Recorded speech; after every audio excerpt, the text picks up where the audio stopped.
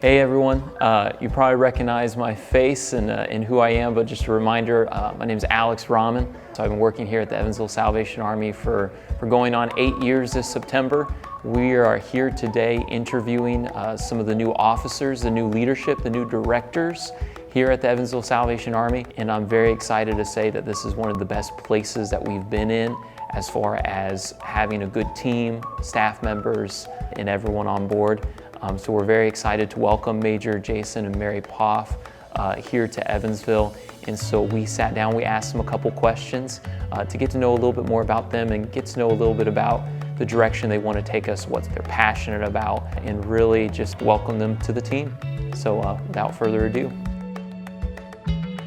We are very grateful to be here. I have Hoosier blood in me, so it's kind of a homecoming for some of my family members. Coming to Evansville, it's a new state. I've never lived in Indiana, so new adventures, new place, new people.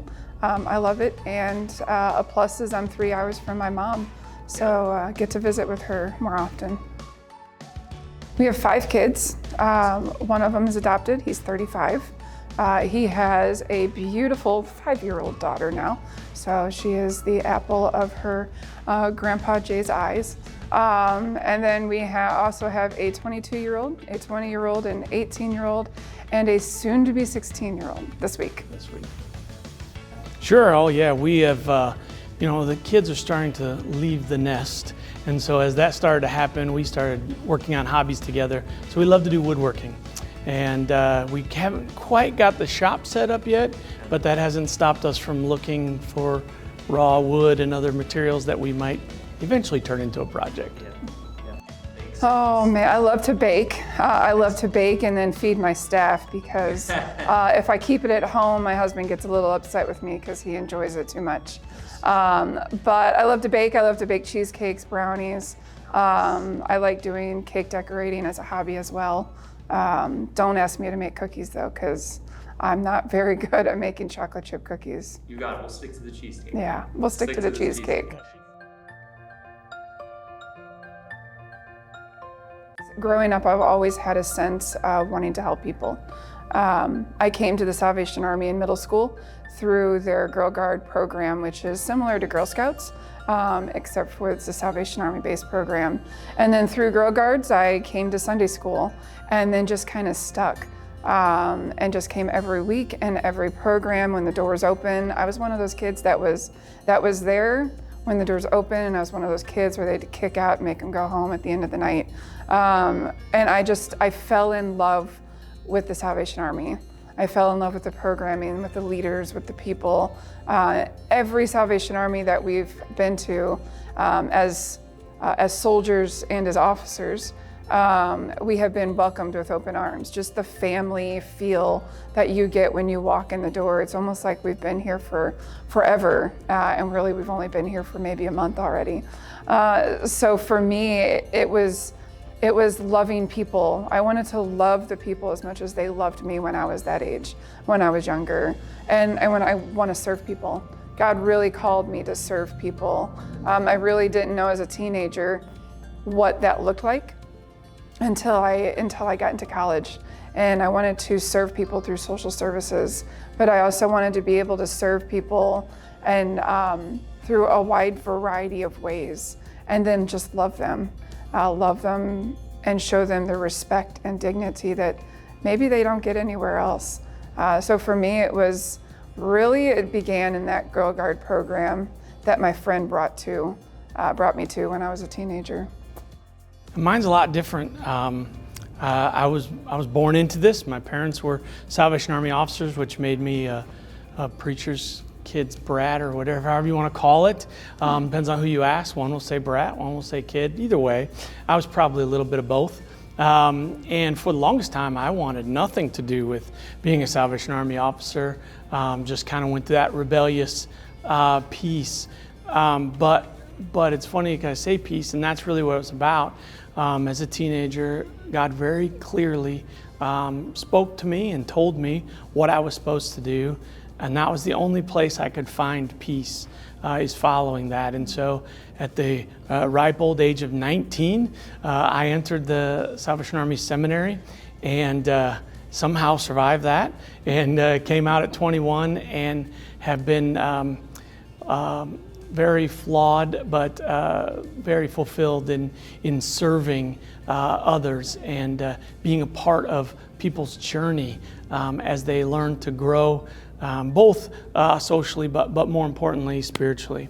And as they get invited into this relationship with Christ, and they figure out what that means for them, and the number of people that I have known and had the privilege to minister with, and youth that are now serving themselves as pastors and leaders in the church and serving Christ. That to me is fulfillment. That really is what makes me feel good, and helps you get through the other stuff that maybe is not as fun all the time. But so for me, it's kind of a legacy, so to speak, but a very individual calling that was very specific to myself, and I had to get there to figure that out.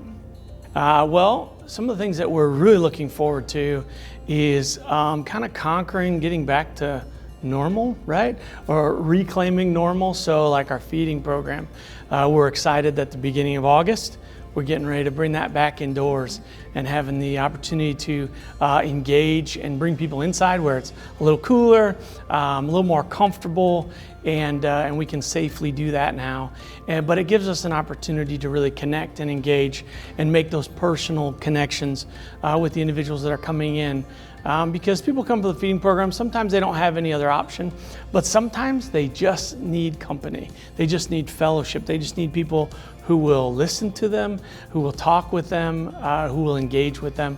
So we're really looking forward to that piece coming back and figuring out whatever normal will look like going forward with the feeding program for sure.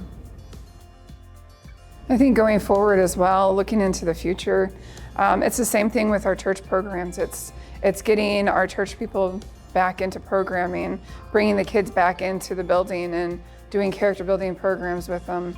Not just building our programs numerically, but building their confidence and some basic life skills, building their confidence with their creativity, as well as physically and educationally. So it's really being able to connect with the community and have an impact in their lives, not just in the immediate and the present, but have an impact for the future going forward. The most exciting thing for me is to get to know the people in Evansville, to share the love of Jesus with them. For me, getting to know our clients, our core people, our staff. We love to have fun, but we also love to share Jesus with people. Yeah, for me, once we knew we were coming here, we kind of Facebook stalked Evansville Salvation Army to learn as much as we could. And we were so excited with the team that's here. You could see it in all the Facebook posts and all the activity that was happening. The way we were going out of our way, this team was going out of its way to continue to serve no matter what the circumstances were. And so I love that, and I want to keep that going. Whether COVID's going to come back or whatever is happening with that, it doesn't matter. We want to continue to serve. So we have some great facilities here, which are well used. But I walked in that beautiful gym, and my mind was just going crazy about all the things that we can do in there to draw people in, to give youth a safe place to learn the lessons that they can learn through sports and activities, and just watch them grow in Christ. So that's what we're excited about.